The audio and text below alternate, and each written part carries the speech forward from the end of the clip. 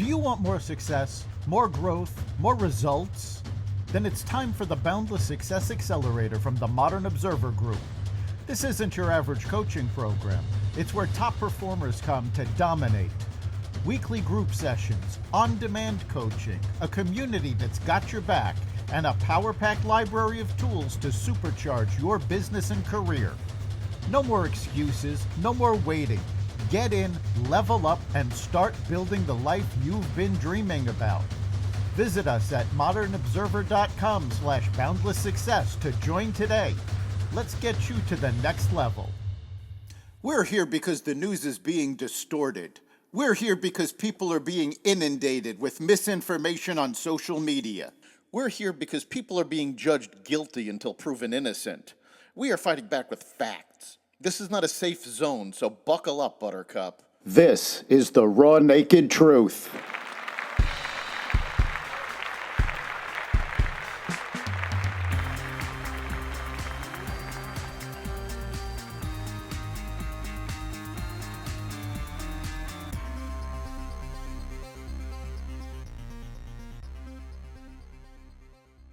Federal employees can take the buyout. Trump talks with Putin.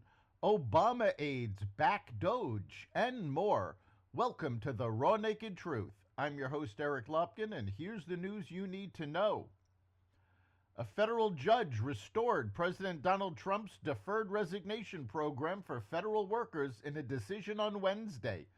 The deferred resignation program, also known as the administration's fork in the road offer, asked government workers to stay or leave after Trump required them to return to their offices shortly after his inauguration. The legal group Democracy Forward had filed a lawsuit over the program on behalf of labor unions that represent thousands of employees. U.S. District Judge George O'Toole of Massachusetts made the ruling in favor of the White House Wednesday evening. In his decision, he wrote that the plaintiffs in the case are not directly impacted by the directive and denied their case on that basis. President Trump's new Director of National Intelligence, Tulsi Gabbard, was sworn in at the White House on Wednesday, just hours after being confirmed by the Senate.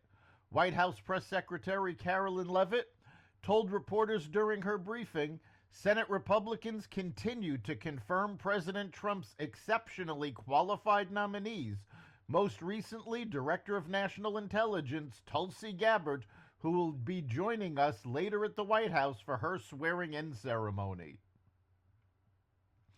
President Trump said he had a lengthy call with Vladimir Putin on Wednesday, which included the Russian leader agreeing to immediately begin negotiations over the war in Ukraine.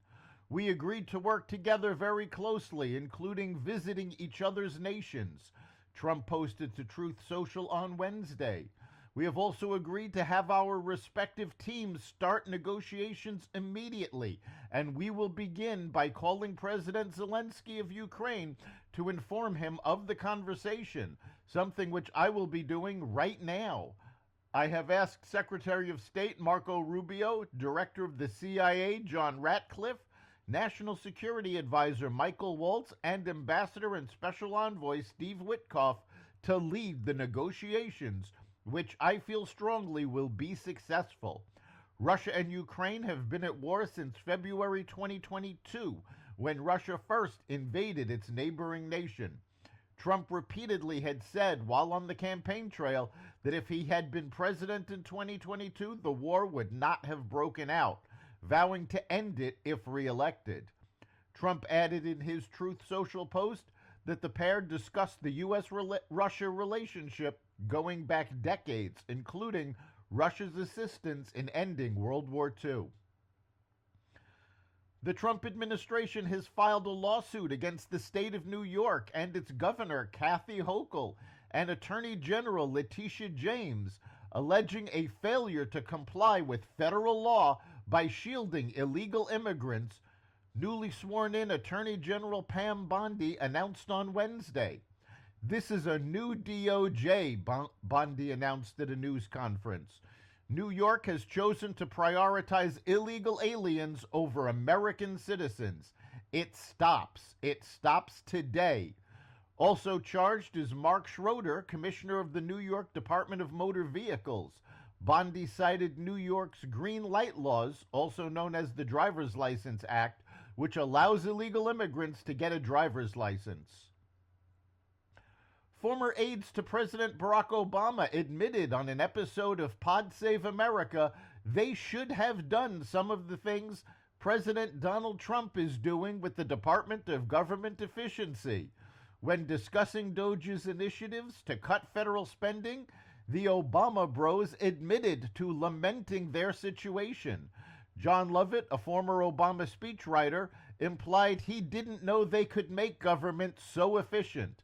Honestly, some of this is pretty annoying because it's some of the stuff we should have done.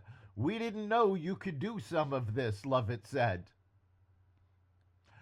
Google searches for criminal defense lawyers surge in Washington, D.C. People living and working in Washington, D.C. appear to be very nervous about their potential legal exposure with President Trump back in the White House. A Google feature that tracks search trends shows that searches for the term criminal defense lawyer started to soar in America's capital city in January. The New York Stock Exchange is launching in Texas. Lynn Martin, president of the New York Stock Exchange Group, said in a statement that Texas is a market leader in fostering a pro-business atmosphere. Another explanation is the growing competition in the Lone Star State. Last month, the Texas Stock Exchange Group filed for the registration of the Texas Stock Exchange, saying it had raised $161 million and planned to launch trading in 2026. That's the Raw Naked Truth.